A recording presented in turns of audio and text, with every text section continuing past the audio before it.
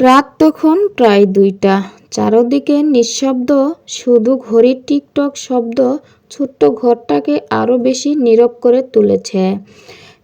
আমার বিছানার এক পাশে বসে আছে পাশের বালিশটা, এখনও ঠিক আগের মতোই সাজানো, যেন কেউ এসে আবার সেখানে মাথা রাখবে।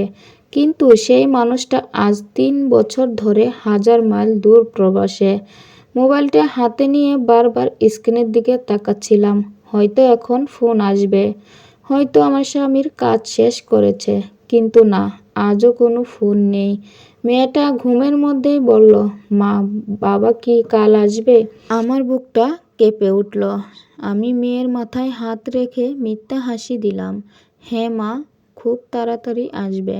কিন্তু সেই তাড়াতাড়ি কথাটা বলতে বলতে আমার নিজেরই চোখ ভিজে যায়। আমার স্বামী যখন প্রথম বিদেশে যায় তখন আমাদের সংসারে খুব অভাব ছিল। বৃষ্টির দিনে ঘরের চাল দিয়ে পানি পড়ত। মেয়ের জন্য একটা ভালো জামা কিনতেও অনেক ভাবতে হতো। একদিন আমার স্বামী আমাকে হাত ধরে বলেছিল, দেখো, আমি কয়েক বছরের জন্য বিদেশে যাচ্ছি।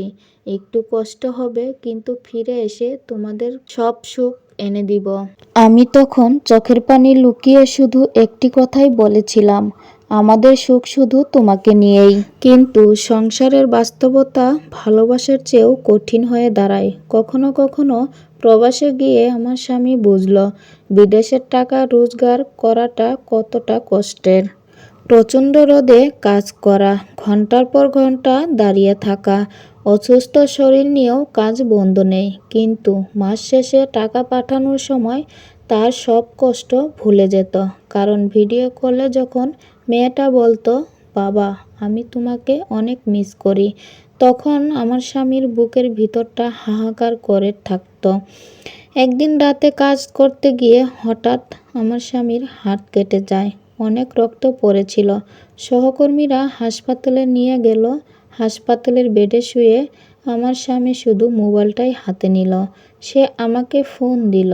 ফোন ধরতেই বলল, আজ এত দেরি কেন?